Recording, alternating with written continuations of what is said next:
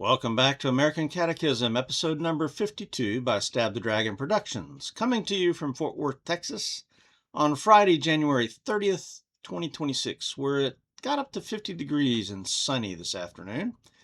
One of the things I do on my channels is celebrate the birthdays of the states where I or my family have lived. I give a little bit of history and geography and then celebrate by drinking a whiskey that is produced in that state.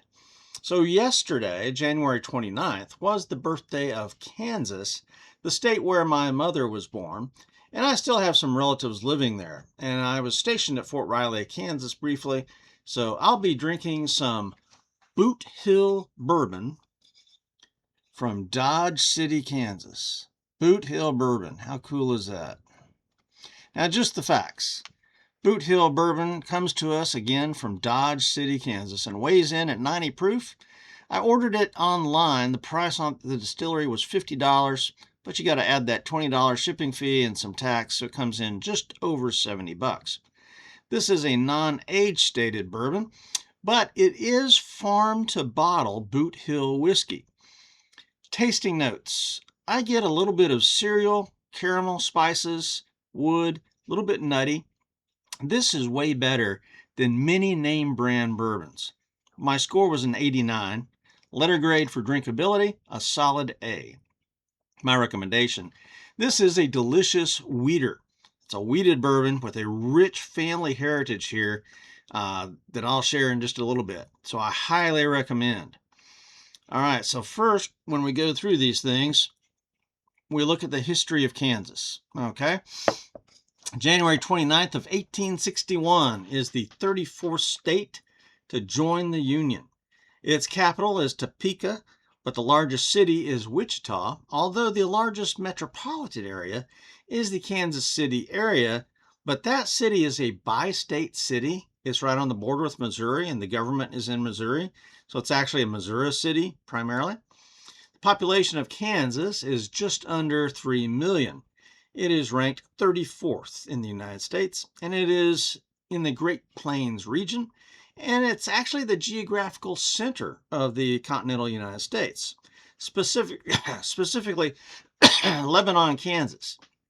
It is bordered on the east by Missouri, Nebraska to the north, Colorado to the west, and Oklahoma to the south.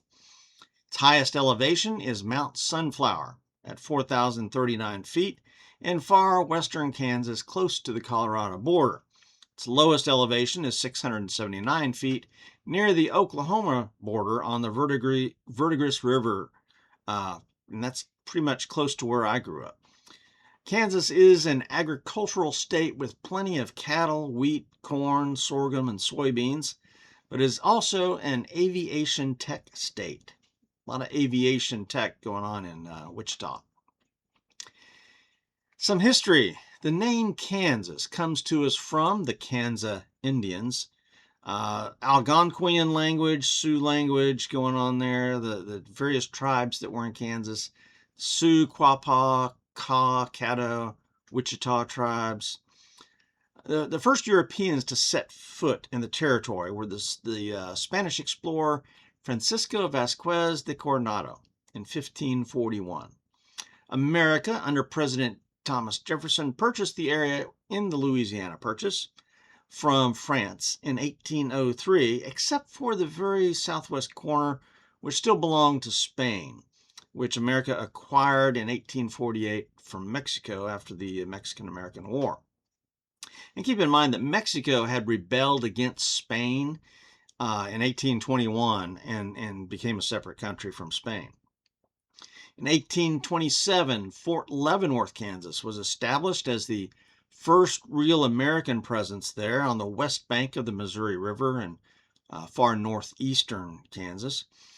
And the original Kansas territory included most of Colorado as well. It was kind of all one united territory.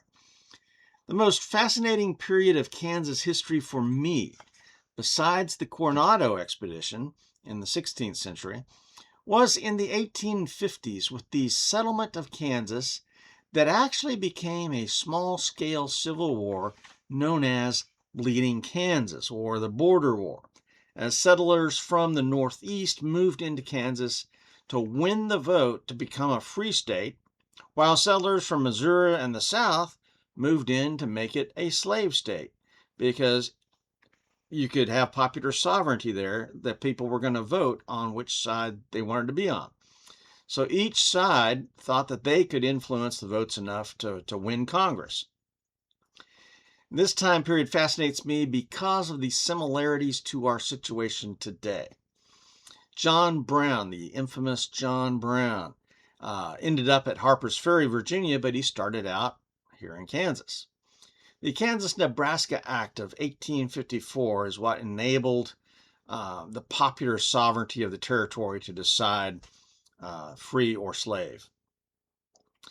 So the name kind of the same kind of political fighting of today over abortion or ICE, Second Amendment, energy, all that was taking place 170 years ago in Kansas, but the issue of the day was slavery. So that was, and there was a lot of casualties. I mean, there's towns burned, farms, ranches burned, people hung, people shot. I mean, it was a really low-scale civil war with real people dying. My personal relationship with Kansas, my experience there.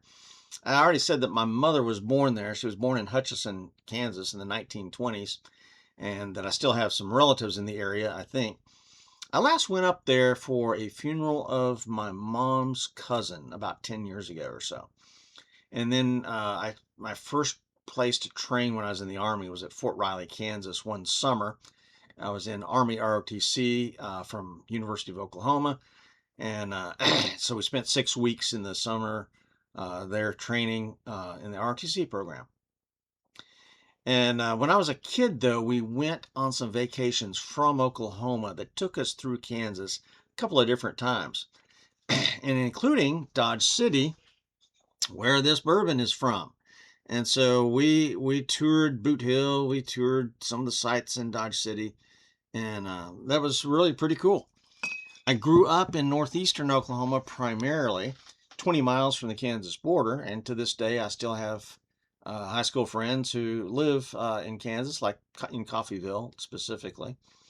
So, Kansas is close to home. I wouldn't call it my home, but it's close to home. All right, and today we've got this Boot Hill bourbon, so let's get to the whiskey and actually sample it. I've got a buddy here, David, sitting over there observing, and he's going to help me do the tasting. So, history. Let's start with the history.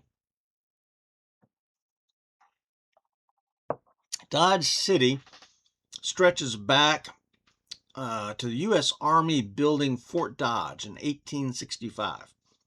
And then in 1871, a Henry Sittler built a house just west of Fort Dodge to aid his cattle ranch because it was close to the Santa Fe Trail and the Arkansas River. Santa Fe Railroad then arrived in 1872, and Dodge City was a great stopping place for settlers headed west to Colorado and New Mexico, Santa Fe Trail. The Great Western Cattle Trail also branched off of the Chisholm Trail to get to Dodge City, and it became a boomtown. The Long Branch Saloon was a real thing. So those of you who may have watched Gunsmoke on TV with James Arness, the Long Branch, that was a real thing. Boot Hill was the common name for the cemetery, and that was actually used in several Old West towns. In 2016, Hayes Kellman and his dad, Roger, fourth and fifth generation farmers in that area of Kansas, bought the old Dodge City Town Hall and began converting it to a distillery. And the bourbon made Fred Minnick's Top 100 list in 2023, and in 2020 won a gold medal at the San Francisco World Spirits. So those are two competitions that are actually pretty reputable. I mean, that's pretty high up there to make Fred Minnick's list and then to win gold at San Francisco. 5 out of 5 for history. Bottle, label, and marketing. The bottle is a simple, short, round, squatty type, but this is kind of, it's got a base around here that gives it a little bit of shape, and so it's got a, I don't think the edges are quite straight. I think it's flared upward a little bit to the shoulders. And then it's got a very short, straight neck, clear glass. And the label is kind of a cool label. It's a little bit off-white tan with brown highlights. And it's got, you know, I'm not sure if that's going to be Doc Holliday or somebody on the label. And it's got some cowboys on their horses there. So this is actually a very nice bottle and a very nice label going on there. It gives lots of information. You know, it's got the batch number here. It says batch number 23, bottle number 461. It's got the mash bill on the label. A high wheat Kansas Bourbon, 51% corn, 49% wheat. Distilled and bottled in Dodge City, Kansas. And then it's got a little tag on here that talks about the family and, you know, growing up in Kansas and stuff. So this is really a family-oriented whiskey company as well. On the back it says, what you are about to enjoy is a soil-to-sip spirit.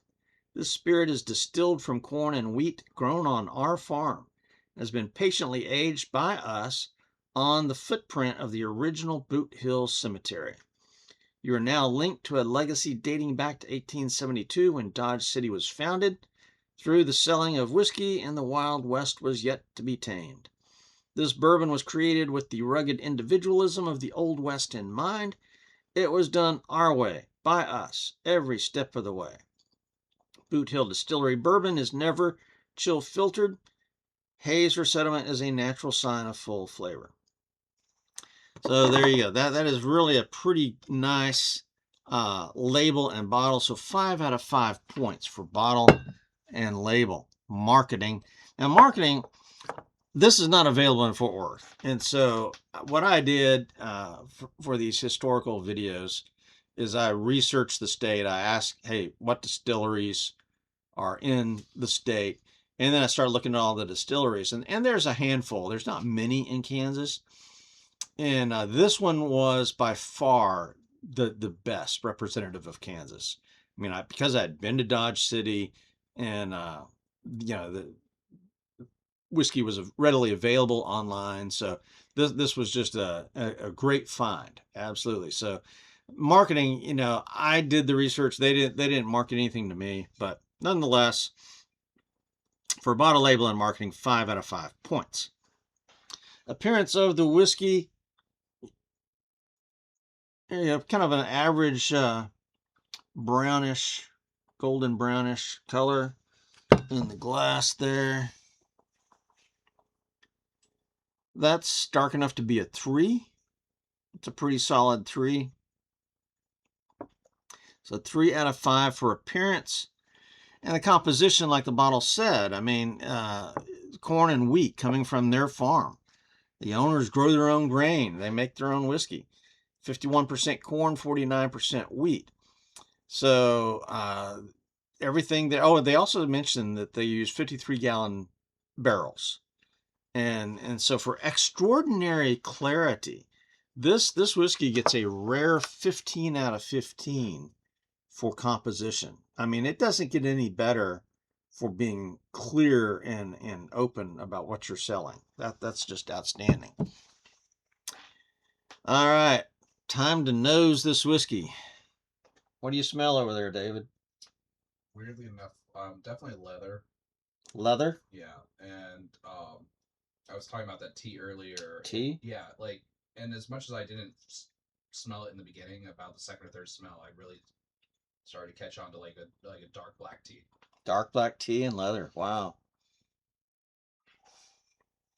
All right, what am I smelling here? Well, I've got a sweet whiskey smell, the caramel, corn, some spices, a little bit of grass, pleasant. The wood. I am getting wood and the leather, definitely. So this is a very nice nose. I have nosing difficulties. Sometimes I can barely breathe, but this is a good nose. 8 out of 10 on the nose. All right, we're going in for the taste.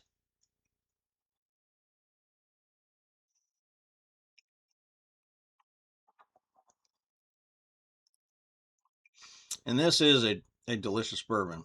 I really do like this. And if I compare this to other wheaters that I have known, Larceny, I really don't like Larceny at all. Maker's Mark, no thank you. So as a wheater, especially with a 49% wheat, this is really good. So I'm getting cereal, caramel, spices, wood, pretty much what I got on the nose. A little bit nutty. What do you think? I'm definitely not the expert in taste, but I definitely taste licorice. Licorice? Like a side of licorice, and I don't know. Very definitely the honey. Honey? Yeah. Definite sweetness there. All right, so that's what I'm getting on the taste. I'm going to give this a 22 out of 25 for taste. Mouthfeel, burn, and finish.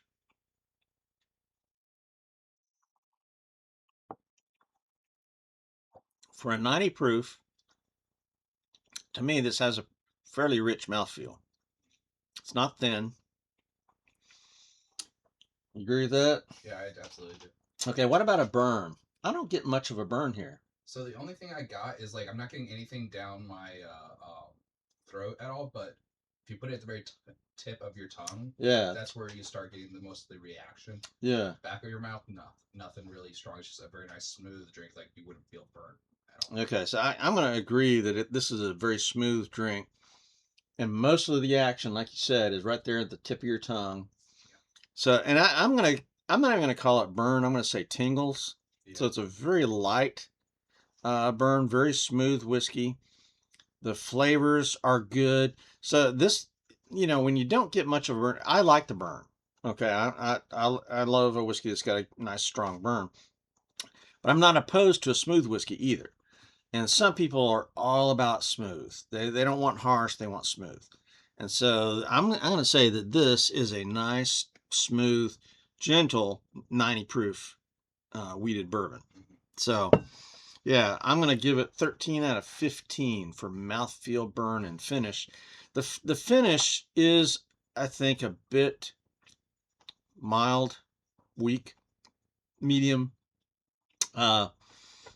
Hints of the wood and spice may linger a little bit, but it's not an exceptionally long finish at all. So When I drink this, the initial taste is fantastic, but I feel like I'm missing and I'm lacking something after I drink. I feel like I need to return to it to be able to return to that enjoyment I was having. that's an excellent way. It's a fleeting enjoyment. Yeah, that's an excellent way of saying it.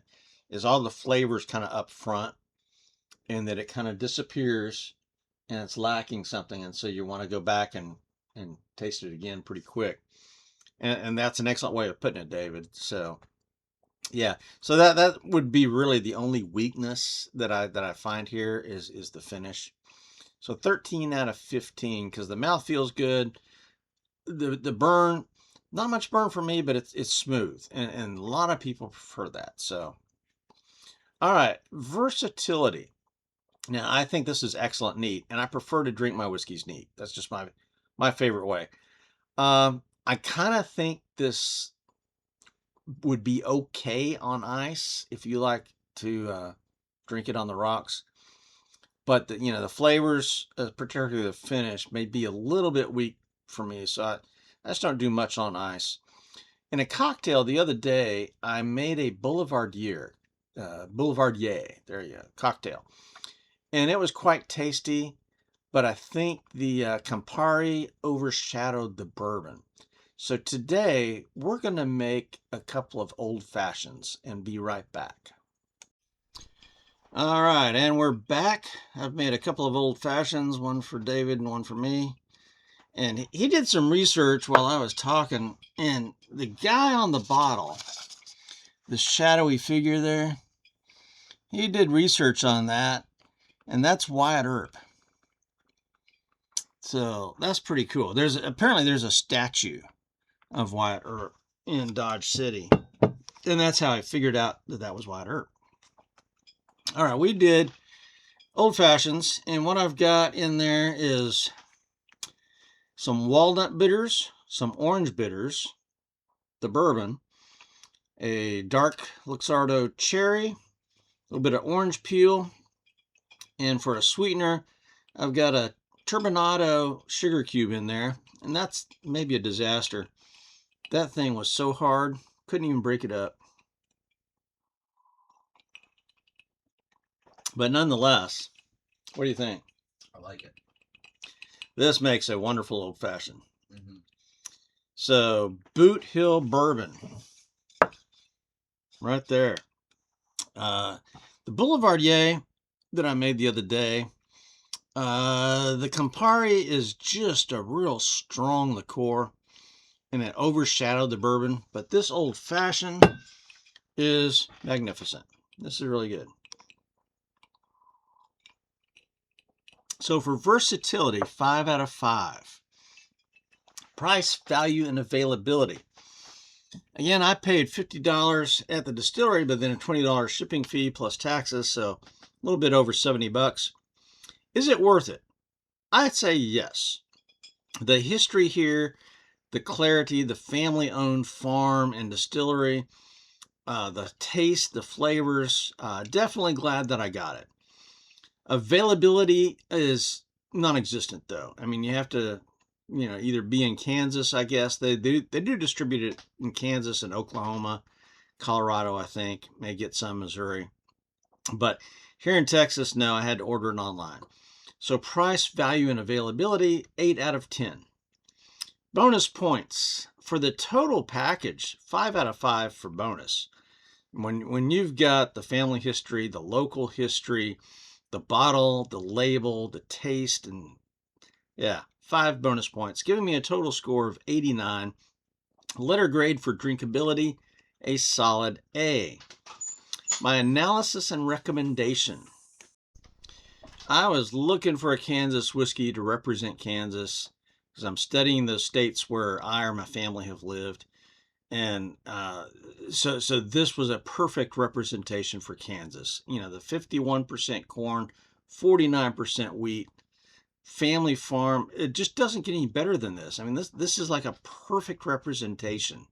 Now, this is a wheated bourbon, and some people like wheated bourbons and some do not. I tend to not like wheated bourbons, although I'll say this, that TX Bourbon here in Fort Worth, that's a wheated bourbon. This one is heavily wheated, though, and this is magnificent. This is a really wonderful bourbon. So I'm glad I got it. It tastes great. Better than a lot of name brands, I'll tell you that. So I've really come to respect craft distilleries, family-owned distilleries, and I expect good things from them, and it absolutely delivers. So I highly recommend Boot Hill Bourbon. If you are ever in Kansas, Dodge City area particularly, give them a visit, buy a bottle. Dodge City is rich in American history, and it is the kind of a distillery that is an asset to that heritage. All right, coming up next, I do hope to continue the Canadian Whiskey Tournament. And if I can get it done, I would like to do a study of Jack London's book, The Call of the Wild, and maybe another study of the Vikings. So for now, this is American Catechism, out here.